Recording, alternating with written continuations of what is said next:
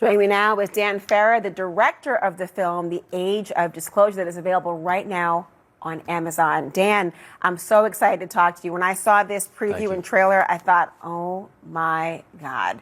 It digs into what these unexplained videos may actually show. And we've seen a lot of them, by the way. I mean, I've talked to pilots and senators, intel officials.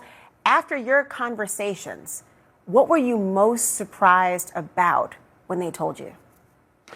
Well, the biggest takeaway is that there's been an 80-year cover-up of the existence of non-human intelligent life. And this information hasn't just been kept from the public, it's been kept from Congress and even sitting presidents.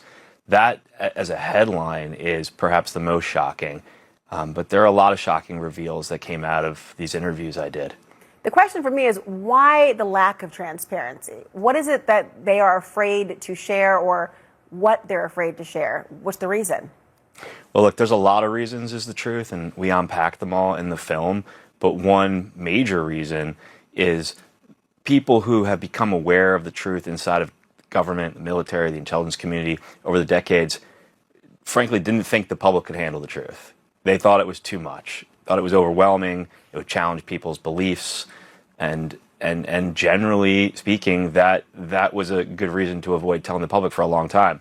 But I think we're at a place now where the public can handle the truth and deserves to know the truth. And everyone I interviewed feels the same. They break their silence with what they can lawfully disclose in this film. And it's a lot. You know, aside from the cover-up of non-human intelligent life, the interview subjects reveal that the U.S. is in a high-stakes, secret Cold War race with adversarial nations to reverse engineer technology of non-human origin. And the stakes couldn't be higher. They compare it to the Manhattan Project on steroids. Do you have a sense that the government is hiding information or doesn't fully understand what they are seeing? So the people I interviewed in my film reveal that there is a deeply hidden UAP crash retrieval and reverse engineering program that involves elements of the military, the intelligence community, and major defense contractors. That program has been hidden from congressional oversight and even from the president. So there are certainly elements of the government that know the truth, but there are also elements of the government that are being kept in the dark.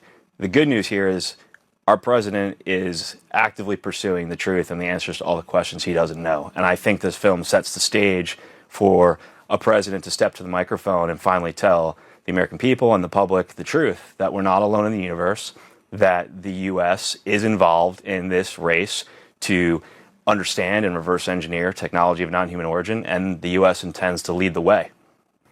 Do you have any concern? I mean, critics have said that even with high-ranking officials in your film, you've got Rubio, you've got Gillibrand, you've got national security figures, that they say that you're still relying on speculation and claims that are not proven. So how do you answer people who say that your documentary goes further than the evidence? I think this documentary is the most compelling evidence the public has ever seen.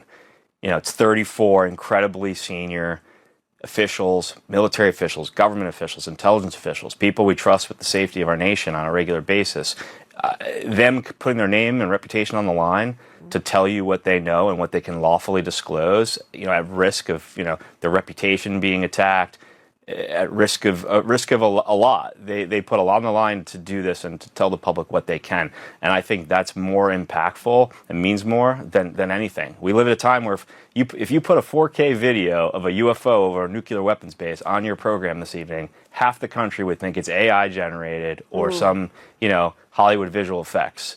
But our Secretary of State, sitting in a chair, going on the record, saying that this stuff's kept from the sitting president, that there is real UAP activity over our nuclear weapons sites.